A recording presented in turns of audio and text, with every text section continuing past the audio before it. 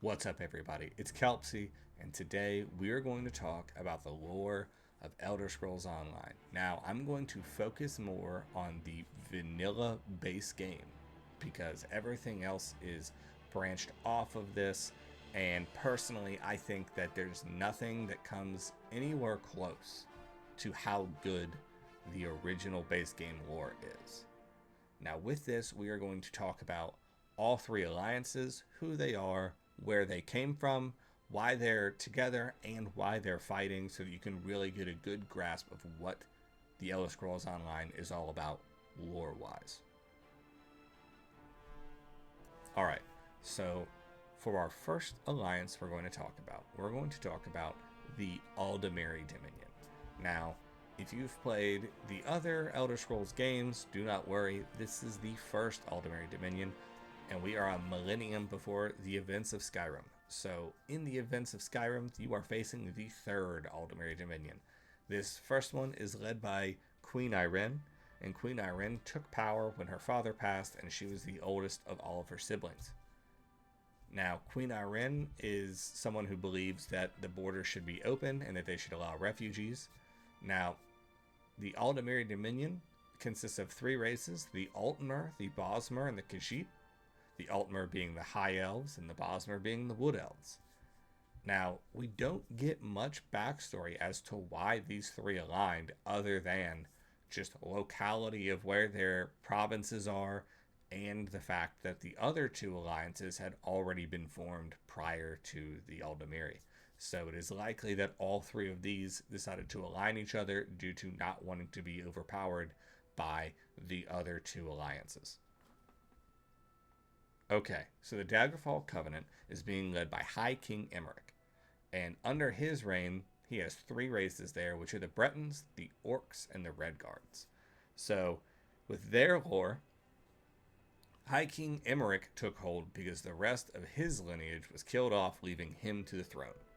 So, him taking reigns of the king, he needed to marry. And when he needed to marry, instead of marrying someone from the Princess of Shornhelm, which is who they thought he was going to marry, instead he married Princess Maria, who was a Redguard, because he thought that if the Redguards and the Bretons were to ally, it would be good for the kingdom. Well, it was until the people of Rivenspire and Shornhelm waged war against the people of Daggerfall and Glenumbra because they felt slighted because High King Emeric did not marry their princess. So, that being the case, High King Emeric reached out to the Orcs and asked them to join their alliance and to help fight back the people of Rivenspire. And although the Orcs didn't have any reason to, they did, to facilitate trade amongst the alliance, which then they won that fight, which solidified the Daggerfall Covenant becoming the alliance, which is the northwestern territories of Tamriel around Cyrodiil. Our final alliance is the Ebonheart Pact. Now, the Ebonheart Pact is led by Yoren the Skald King, who's a Nordic leader who resides in Windhelm. Now, the three races in here are the Dunmer, the Argonian, and the Nords. Now, it is a very shaky alliance, and it's known as being the most fragile alliance because of the fact that until the alliance happened, the Dunmer, who are well-known slave traders and slave users in the land of Tamriel, were enslaving the Argonians. Now, the agreement happened strictly because this is well before the events of the game. The Akaviri had come down and waged war against the Nords and attacked them at their capital of Windhelm, and then the Nords were pushed back. Well, as the Akaviri were trying to pursue them down towards the Stonefalls region, the Dunmer army approached to ensure that they wouldn't be ran out of town, and along with the Dunmer, they were able to hold back the Akaviri.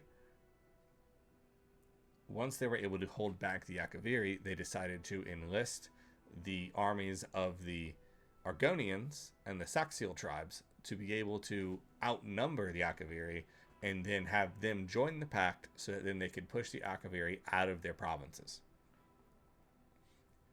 Now, this pact then made sure that slavery was outlawed of Argonians. The Argonian slaves were released once they were brought into the Pact, but House Dres is still allowed to keep non-Argonian slaves for the foreseeable future, according to the game lore, and that is why they have predominantly amounts of Khajiit slaves. Now, it is mentioned in this that House Telvanni is not a part of the Pact. They did not join the Pact or agree to join the Pact, so Telvanni is a pretty big motion within the game of being somewhat estranged from the rest of the people around them. Now that we've talked through the three alliances, so we have that backstory, now we can talk about the real core of the game, which is the main storyline, which is really the heavy lore of the game and wraps everything together. So, the beginning of the game, your soul is taken by a man named Mannimarco, which makes you the Vestige.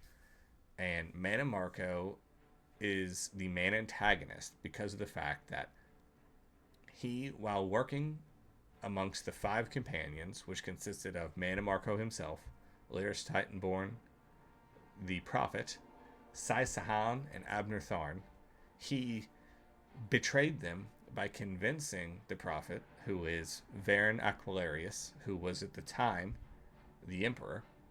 He convinced him to grab the Amulet of Kings and proclaim himself to be Dragonborn, which, as we find out in games such as Oblivion, is a very big deal.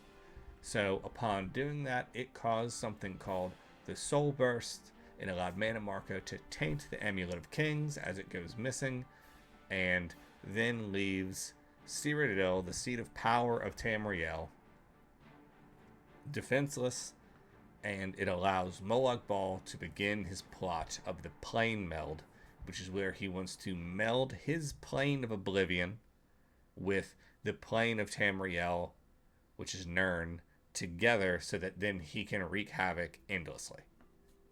Now, this, of course, is the main storyline of the game, which is where you will continue, and to fight him back, you will reorganize the five companions, where it's the same five, but instead of Mannimarco, it's you. You will fight back Mannimarco, and then you will fight back Molag Bal, and you will put a stop to the Plane Meld. Now, the reason that we had to mention the three alliances is also because of the fact that during this Plane Meld, well, the soul burst, and everyone realizing that now Cyrodiil, this seat of power, this enormous, invulnerable city that looks, it's the most defended city in the game when you compare it to the others. It's overflowing with Daedra and Ash Titans and all sorts of evil creatures. So all three alliances are now rushing to try to take the Ruby Throne for themselves. And that's what causes the Three Banners War, is the main storyline itself. And that's why the game works so well together and why the lore ties in so tightly, because the events of the main storyline is what sets forth the Three Banners War. And of course, throughout the vanilla game, you put an end to the Plane Meld, you stop Mannimarco, you push back Molag Bal, but the war within the game never ends because that is the PvP section, so you never see the end. But lore-wise, we know that no one actually wins.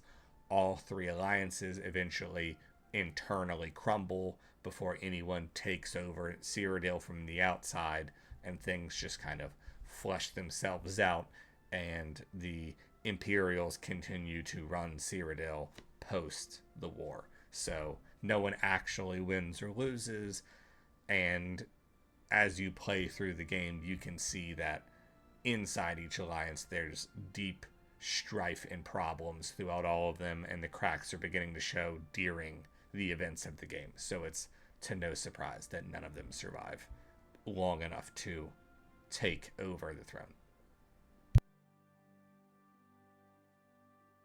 As always, thanks so much for watching. Thanks so much for any likes, comments, support, and let me know any other lore you guys want me to touch on. Did I miss something? Is there something else you would like to know about?